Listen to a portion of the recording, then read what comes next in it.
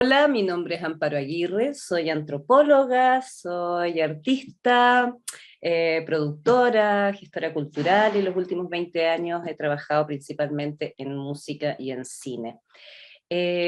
Mi vinculación con el Tarot Minquiate, que es lo que les voy a presentar en esta ponencia, nace hace unos más de 10 años cuando heredé un Tarot Minquiate al Leone, original, en perfecto estado, con todas sus cartas, del siglo XVIII. Este Tarot Minquiate era de la familia Di Girolamo. Francesco Di Girolamo se lo entrega a mi abuela me lo hereda a mí, y desde entonces yo cada vez he ido estudiando más, aprendiendo y fascinándome y enamorándome de este tipo de baraja. Y bueno, después de muchos años de estar recopilando material y traduciéndolo, lo he querido compartir con ustedes porque lamentablemente no hay material en español. Bien, esta baraja, vamos a poner aquí, compartir pantalla. Esta baraja es una baraja del siglo, los tarot Minquiate comienzan en el siglo XV, ¿ya? Al mismo tiempo que todos los tarot, ¿ya? Es decir, la historia del Minquiate es la historia del tarot. Nace en Italia y el tarot inicialmente, a ver, los naipes estaban en Europa ya en el siglo XIV, y lo que ocurre en Italia es que se le agregan a los 4 trajes que tienen los naipes, eh, un quinto traje que son los triunfos, ¿ya? En el siglo XV existen diferentes juegos de triunfos de diferentes tamaños que se agregan a los naipes. Y entonces tenemos tarot de 70 cartas, tarot de 78, como el tipo marsellés, que es el que, digamos, tuvo su presencia hasta el siglo XX y es el que conocemos más nosotros. Pero también habían otros tarot muy importantes, como el Minquiate, que tenía las 56 cartillas, que son de los 4 palos, oros, copas, bastos y espadas, más los 40 triunfos y un loco, ¿ya?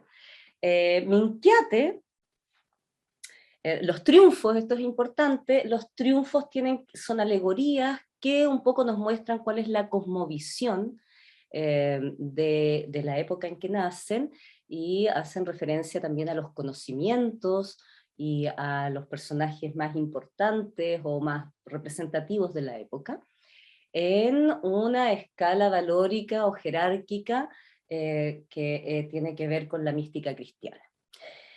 El Minquiate, que les voy a presentar también, se conoce como Germini y Galería. En Minquiate, hasta el día de hoy en Italia, es una palabra que tiene una connotación bastante vulgar y grosera, es como decir mierda, o bueno, en Sicilia la minchia es el órgano sexual masculino.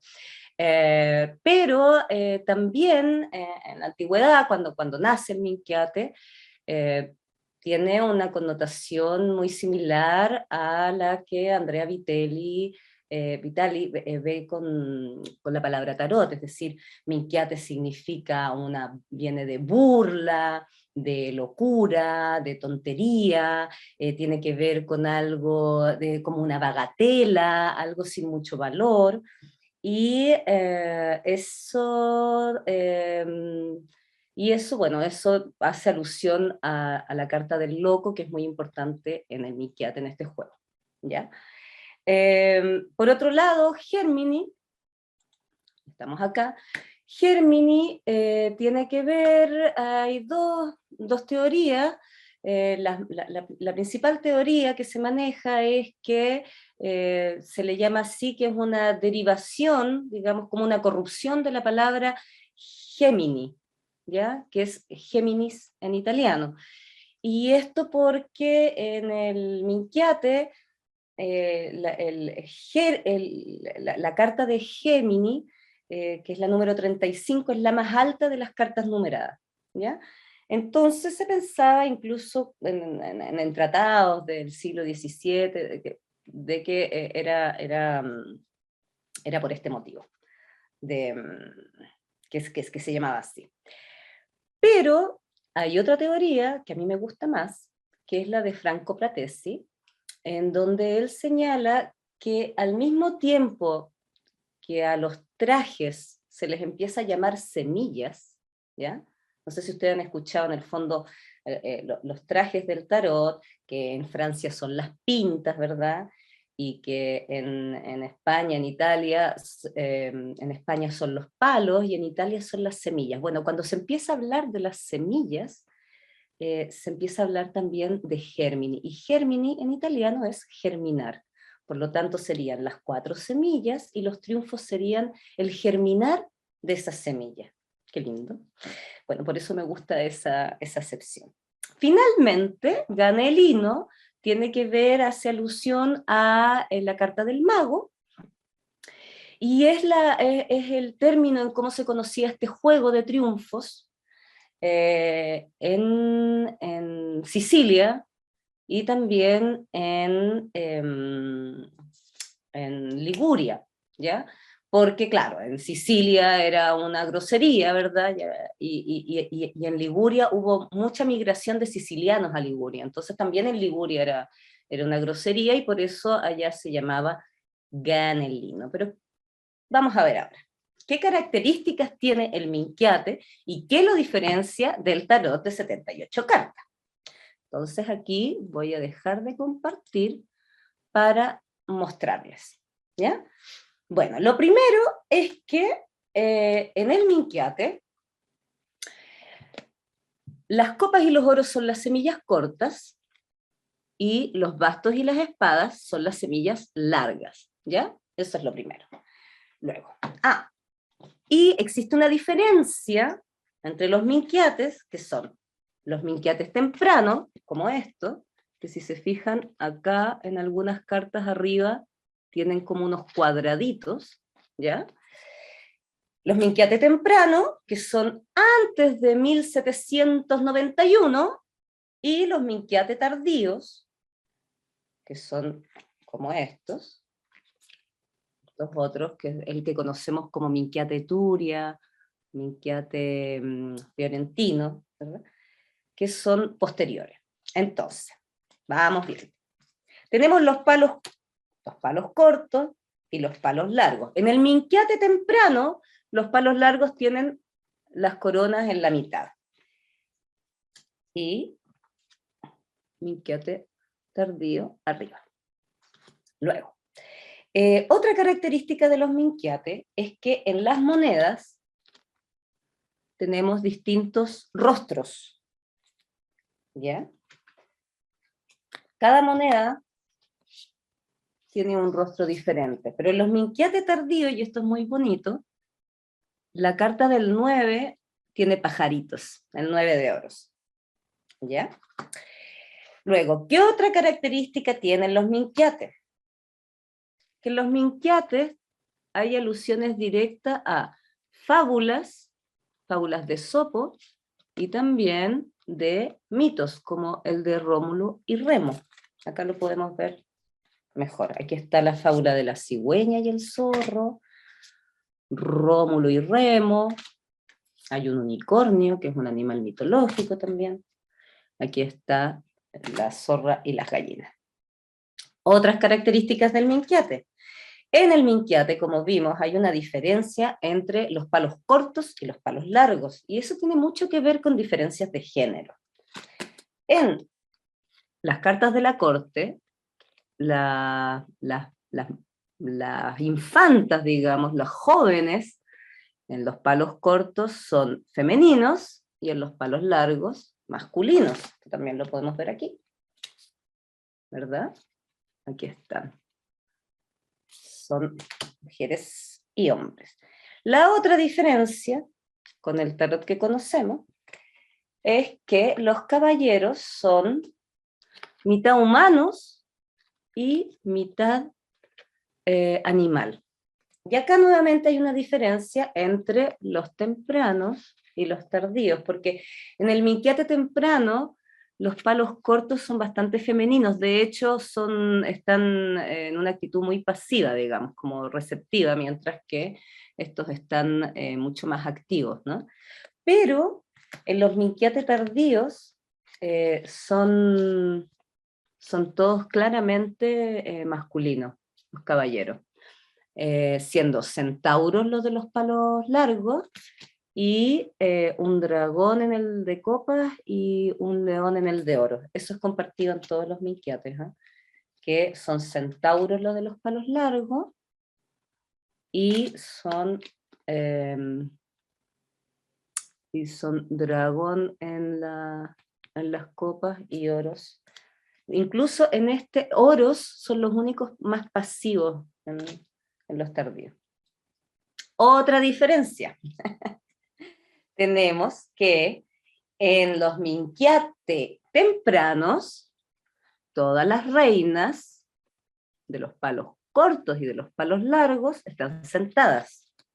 Pero en los minquiate tardíos, las reinas de los palos cortos están de pie y las reinas de los palos largos sentados. Es decir, que en los palos cortos, que en el minquiate tienden a ser más femeninos, las mujeres, o sea, las reinas, están de pie, son más activas, ¿no? Lo mismo pasa acá, en este Etruria, las mujeres, las reinas, digamos, de los palos cortos están de pie, y de los palos. Ahora bien, vamos a acercarnos ahora a... un desorden de cartas. Vamos a acercarnos ahora a los arcanos mayores, ¿cómo se llama ahora? A los triunfos. Arcanos mayores se le llama desde que el tarot comenzó a trabajarse como una herramienta esotérica, oráculo, eso fue a partir del siglo XVIII, ¿ya? Y ahí se habla de arcanos. Bien, en los minquiates, las primeras 5 cartas, del 1 al 5, se llaman los papas, ¿ya?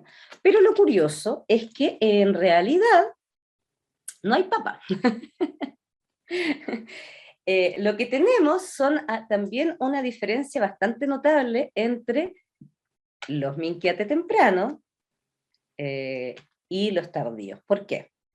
Porque los minquiate tardíos, una de sus características es que tiene el mago, tiene al gran duque, tiene al emperador de Occidente, al emperador de Oriente y el amor. Estos son los 5 papas. Y estas cartas son cartas de cuenta, tienen puntaje. Aquí los vemos de nuevo, mira.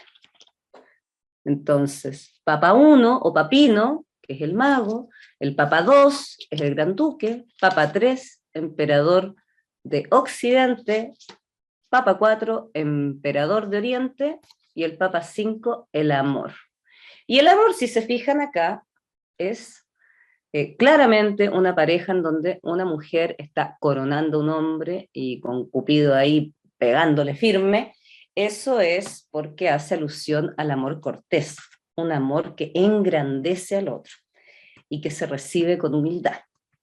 No tiene nada que ver con el amor, por ejemplo, del tipo marsellés, que es como, bueno, como se habla, ¿no?, de tomar decisiones y eso. No, aquí es el amor, tal cual. Ahora, en los tempranos, y esto ya es una teoría mía personal,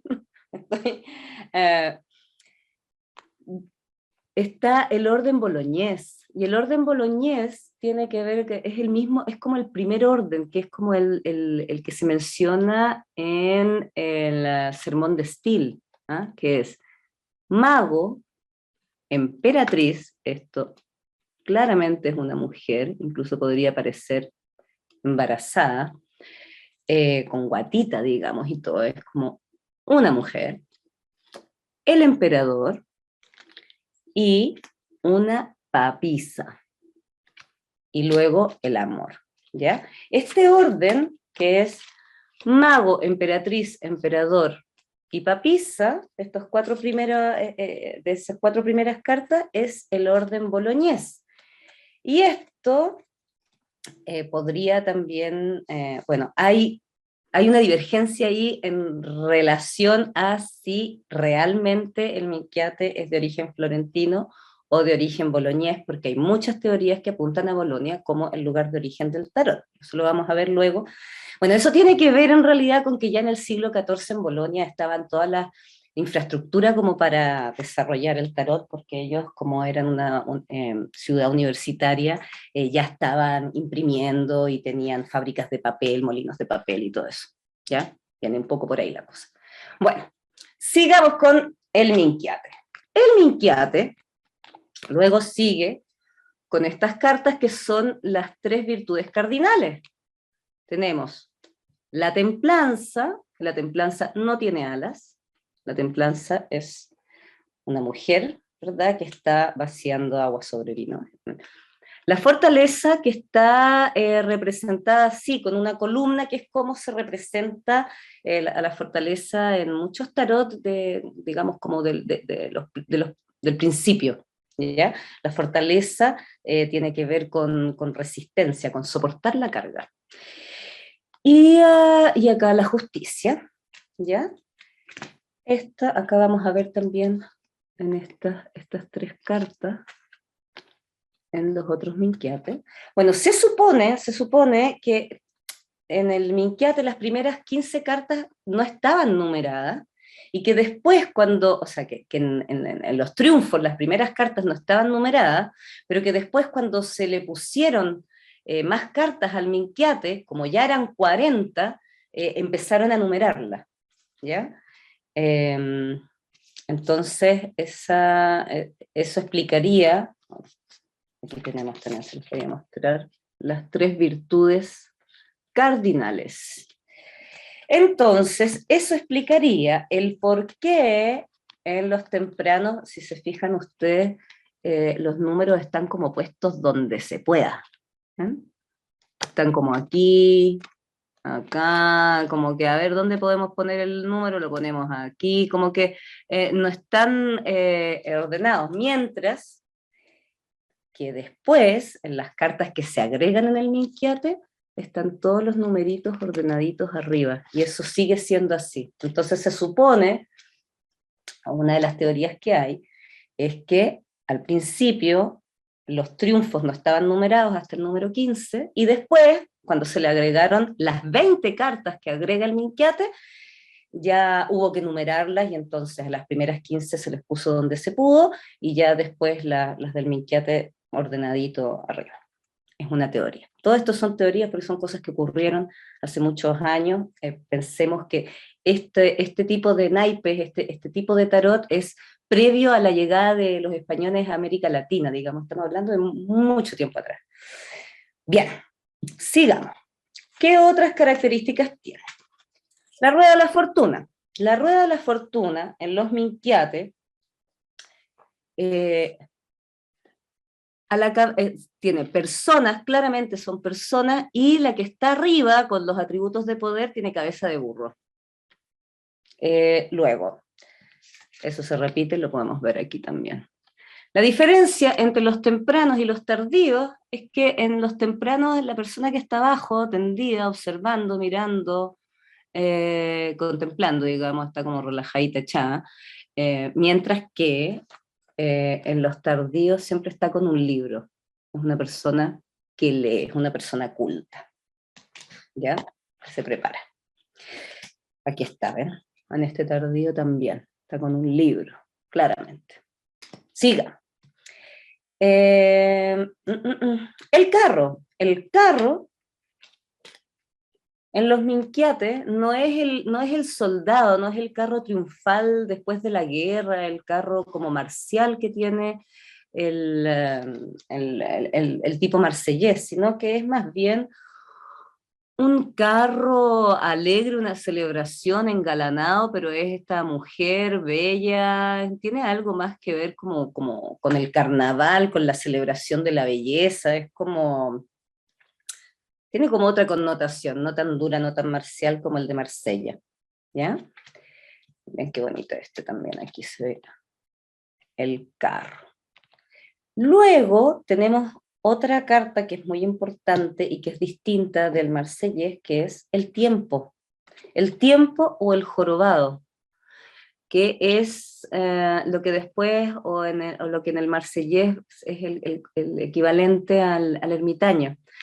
En los Minquiates no hay ermitaño, lo que hay es el tiempo o el jorobado, que representa a Saturno, que tiene una flecha que está cruzando al reloj, marcando como la detención del tiempo, y el venado que representa la longevidad. Esta es una carta que representa al tiempo o el jorobado. ¿Ya? Acá también lo tenemos. Son lindas. Ay, me encanta. Bueno. Después del tiempo tenemos al colgado, ¿verdad? Que en los Minquiate temprano es un hombre y en los tardíos es más bien como una mujer. ¿Dónde está? A ver si tengo la otra acá. No sé, ¿dónde está la otra? Acá. Acá, mira. También, como bien femenino el colgado en los tardíos, ¿no?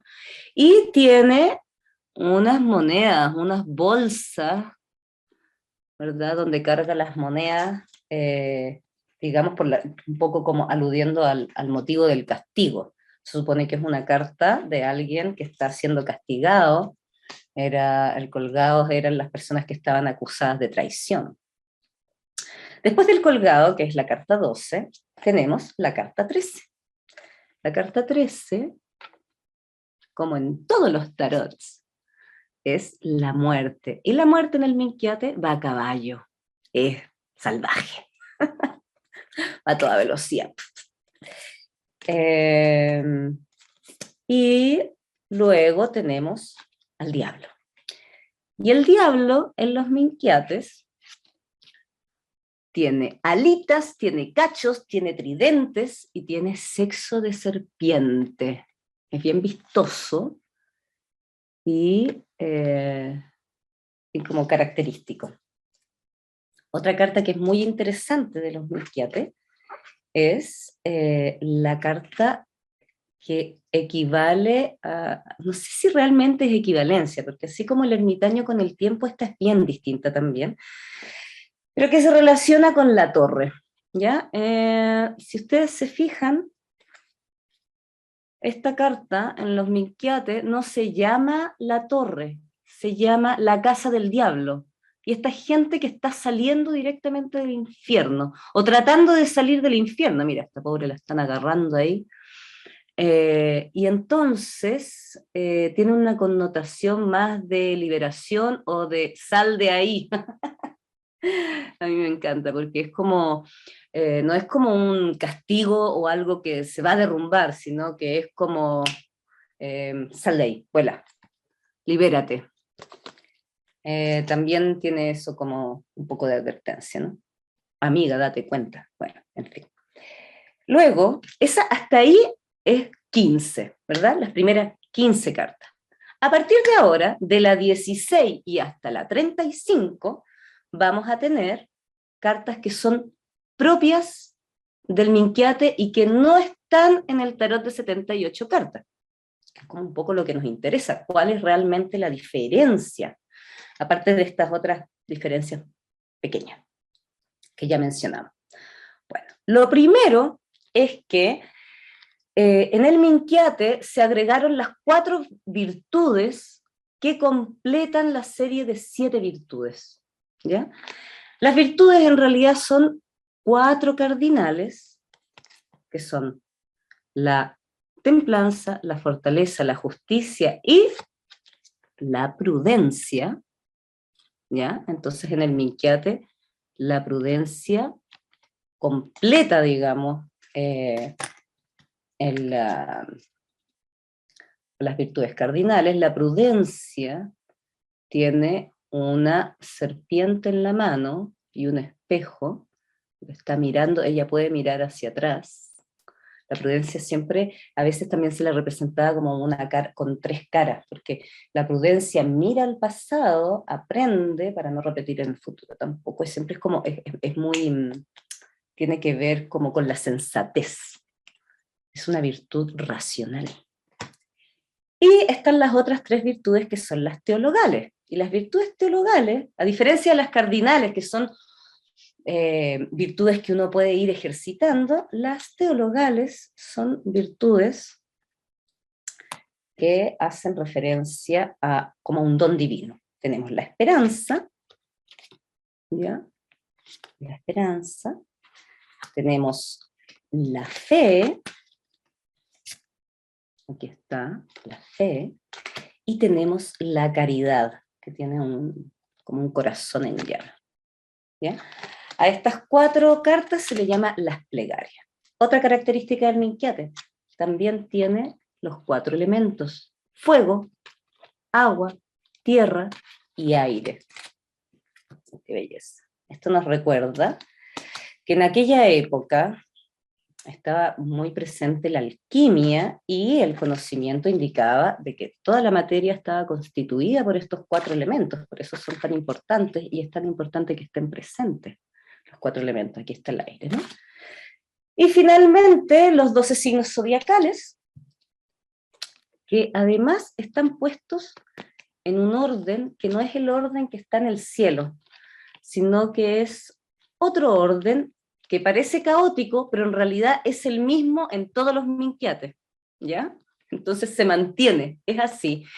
Y mi teoría personal es que tiene relación con las actividades que se realizan bajo cada signo. En esa época los manuscritos estaban los libros de hora, y los libros de hora señalaban por cada signo del zodiaco cuáles eran las actividades que había que hacer.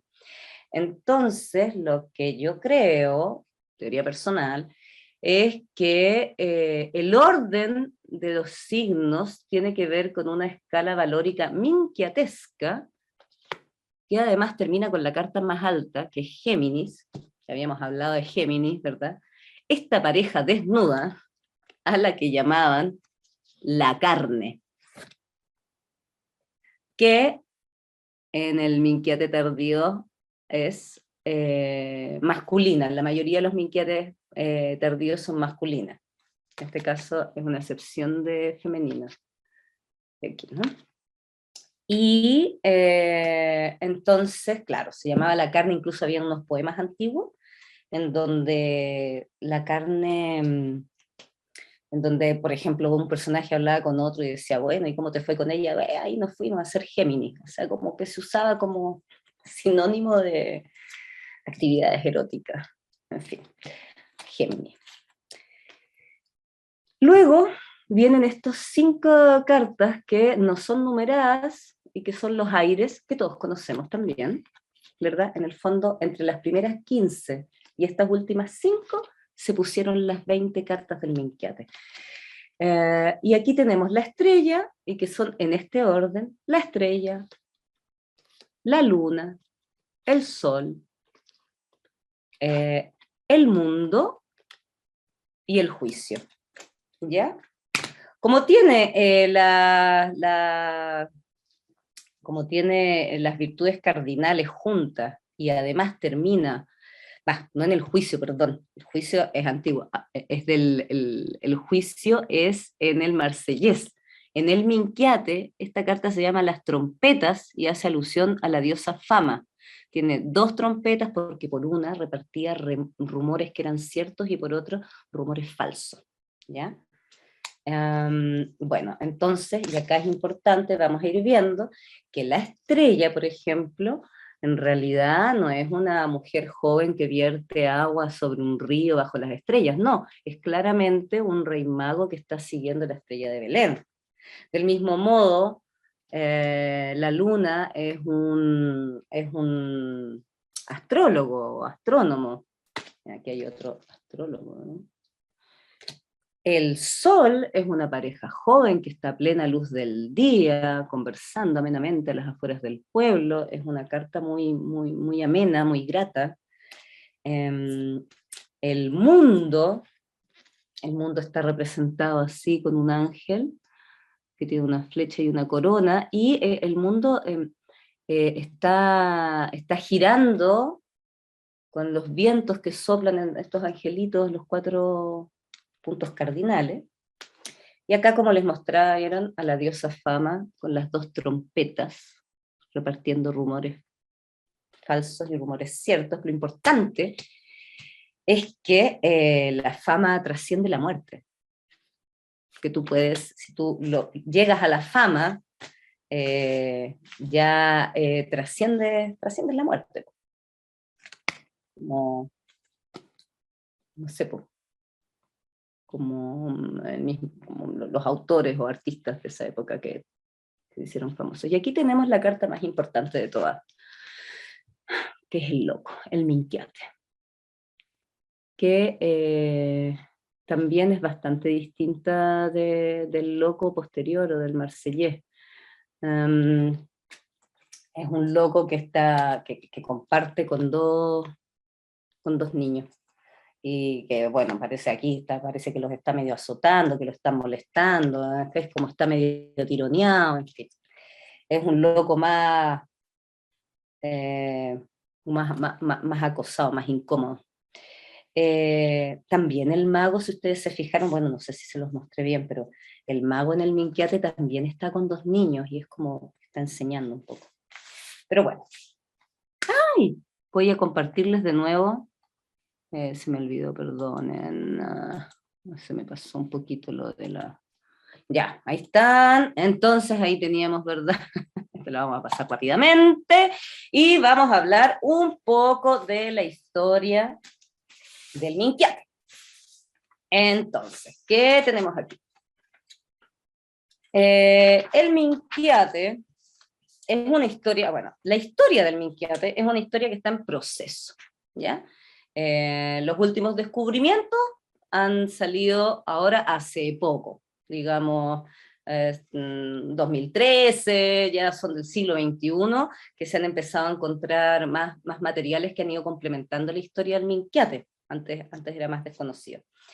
Entonces, esto se lo debemos a varios historiadores. Entre ellos hay 3 historiadores italianos que son muy importantes, que son Franco Pratesi, Andrea Vitali y también Giordano Berti, y también otros historiadores como el inglés Michael Dumet o como el francés Terry de Pauly, no sé cómo se pronuncian los apellidos realmente. Y también hay un alemán ¿cómo se llama el alemán? Bueno, ahí en la ponencia van a encontrar, ¿cómo se llama? Bueno, se me fue. La cosa es que gracias a los investigadores que están metidos en los archivos de los casinos, en los archivos de las academias, buscando en los registros de aduana, buscando en los registros de tribunales, en los edictos, en los estatutos de los distintos pueblos y ciudades de la Toscana, de Italia y de Europa en general, buscando cosas sobre los juegos de naipes, pero también del tarot en particular, es que hemos ido conociendo más sobre el Minquiate, ¿ya? Lo primero que tenemos que saber es que es súper difícil encontrar los primeros, ¿no?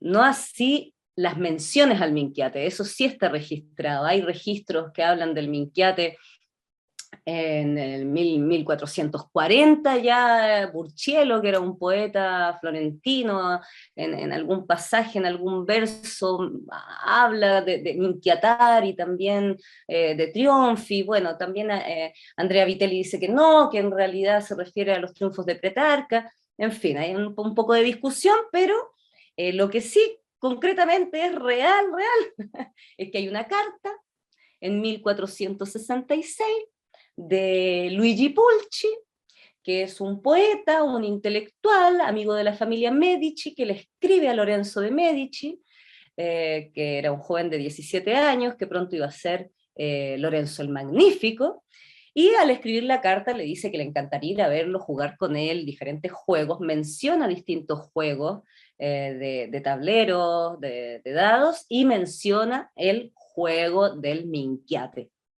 Jugar Minquiate. Ahí ya sabemos exactamente que está hablando del juego Minquiate, 1466. Luego, ¿qué más sabemos?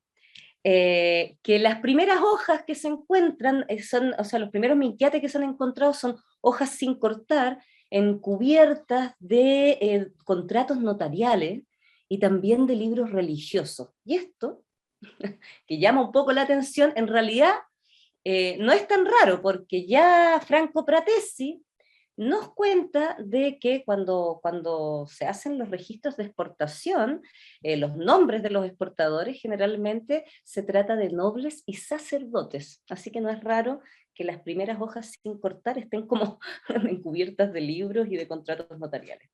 Luego, en 1471, en la ciudad de Cortono, que estaba dentro de la República de Florencia, hay una acusación en 1471 contra una persona que se atrevió a jugar minquiate cerca, o sea, en una iglesia. ¿Mm? Eso es una blasfemia, y fue juzgado por eso. Luego, en 1477, aparece el minquiate mencionado como un juego permitido, ¿ya? Se permite, también en la ciudad corta. Luego, en 1506, ya estamos en el siglo XVI, es la primera vez que se menciona al Gérmini. ¿Y cuándo se menciona el Gérmini? Bueno, a un pobre maestro naipero lo embargaron y dentro de los archivos de registro del embargo, le quitaron sus tablas de grabado con las que él fabricaba el Gérmini, ¿ya? Entonces ahí también, ahí aparece la palabra Gérmini.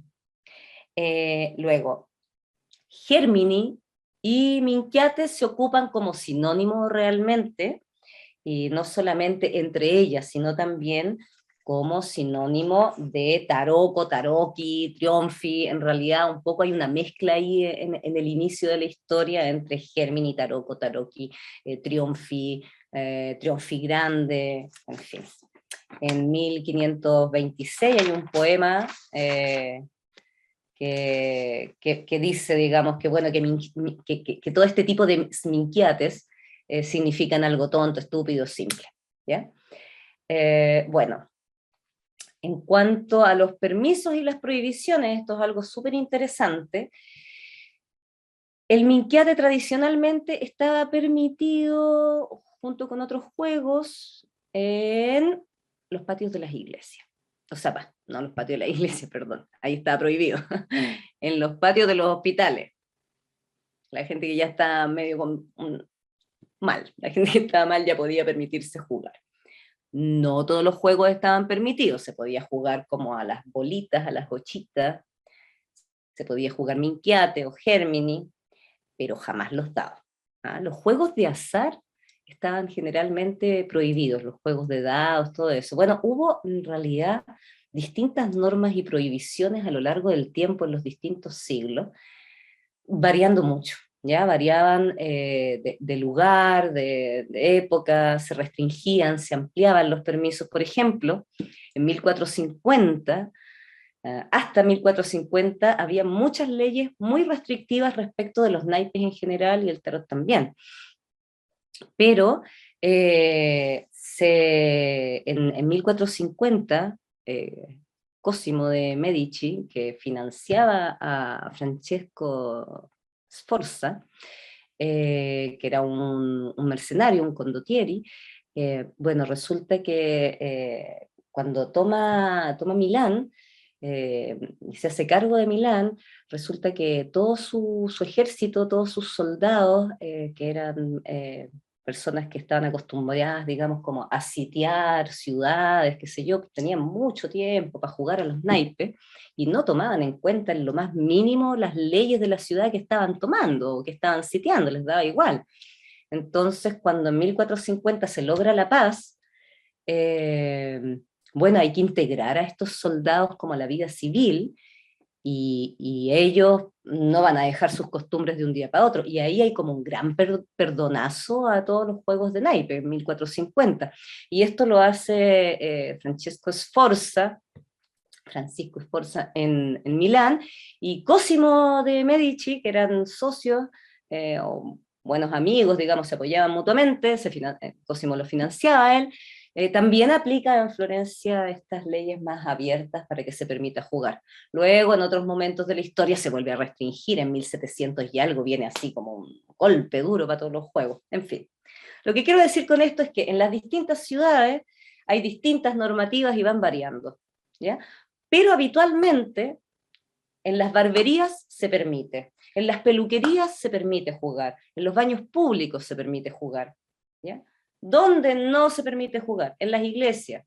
¿Cuándo no se permite jugar? Los días santos.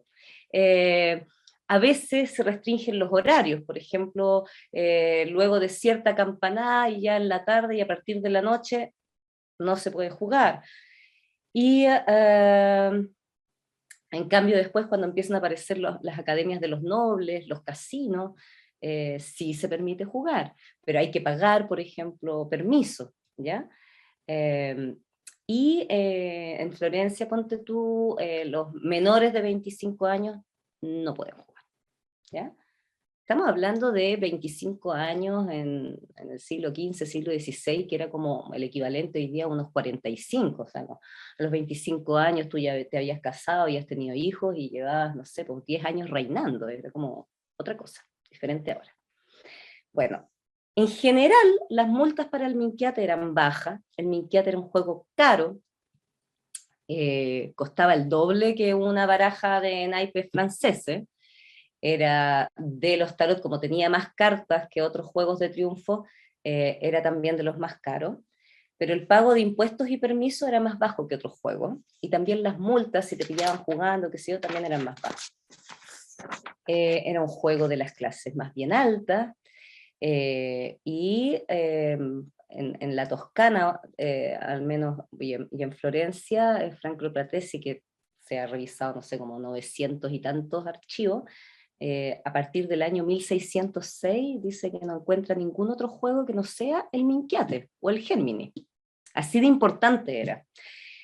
Hablemos del siglo XVIII, que es el auge del Minquiate, es un tarot de exportación, ¿ya? Es un tarot que en el siglo XVI o sea, en el siglo XVII ya se juega en todas partes, pero que en el siglo XVIII es su mayor auge. Corresponde al 25% de las compras del casino de Pisa. Corresponde aproximadamente al 30% de las compras en el casino y en las academias de Prato. Existen registros de comercio de Florencia entre los años 1730 y 1760, en donde hay registros de 62.517 barajas vendidas, o sea, aproximadamente 2.000 anuales, que se exportan principalmente a Roma y de ahí probablemente a otras partes de Europa, pero a Roma, a Portugal, a España, Francia, Alemania y a las principales ciudades de Europa, ¿ya? Esto en el siglo XVIII. También se produce, no solamente en Florencia, se produce en Bolonia, en Lucca, en Génova y también en Roma. ¿Ya? El Minquiate no solo era una producción florentina, se producía en otras ciudades también y llegó a todos lados. En el siglo XIX se puso de moda en Francia y Alemania y también llegó a Inglaterra. Y a fines del siglo XIX empieza a decaer y ya a comienzos del siglo XX, en Florencia, el último Minquiate que se produce es de 1906, en Liguria el último Minquiate que se produce es en 1930, ¿ya? Luego pasan 50 años y a fines del siglo XX la empresa italiana Solione, en el año 80 y el año 81, ya tengo uno de Solione del 81, vuelve a lanzar los Minquiate, pero claramente en una versión más moderna, nada que ver con los Minquiate antiguos. Luego il Meneghello en el 92 y en el 94 recupera, reimprime, digamos, ¿cómo se llama esto? No inventa las figuras, no diseña las propias cartas, sino que reproduce eso, dos Minquiates tardíos, uno el Etruria y el Florentino. Y el año 99, 1999, Brian Williams hace el primer libro del Minquiate en inglés, y saca también, diseña su propia baraja, y recién ahora, en el año 2022, ahora, en enero, Laura Tuan saca un libro de... Ay, perdón, me fue para atrás. ¿Cómo se hace para volver atrás? No sé. Bueno, se acabó la presentación. Laura Tuan saca el de acá, el Minquiate grandote. Bueno, vamos a dejar de compartir. Y luego, ¿cómo se juega? Eso. Quedan 5 minutos, vamos a ver cómo se juega el Minquiate. El Minquiate se juega de a 4 personas, ¿ya? Es un juego que se juega en parejas. Las parejas son norte-sur y este y oeste. Para jugar Minquiate, un juego de Minquiate está compuesto por 3 giros. Cada giro está compuesto por 4 partidas. Cada partida está compuesta por... ¿dónde está? Quiero volver aquí. Ah, ahí. Aquí está. Esto es muy importante, la encontré, menos mal. Cada partida se juega por 22 manos, ¿ya? ¿De qué se trata el juego? Se van poniendo cartas según un palo que manda. Si la persona que parte pone una semilla de oro, todos tienen que poner oro, ¿ya? Y la más alta se lleva al pozo y ese pozo queda para la pareja que lo ganó. Luego, la gracia es que hay que tratar de tomar las cartas que son de cuenta, las cartas que tienen valor. Aquí podemos ver las distintas cartas que tienen valor, ¿ya? Los aires, que son los que no están numerados, que es estrella, luna, sol, mundo y trompetas, valen 10 puntos. Los papitas, los papas, el 2, el 3 y el 4 valen 3. Todas las otras valen 5 puntos, ¿ya? Y entonces nosotros lo que tenemos que hacer es tratar de atrapar las cartas que tienen valor, que nos van a dar puntos, y además tratar de formar con ellas versículas.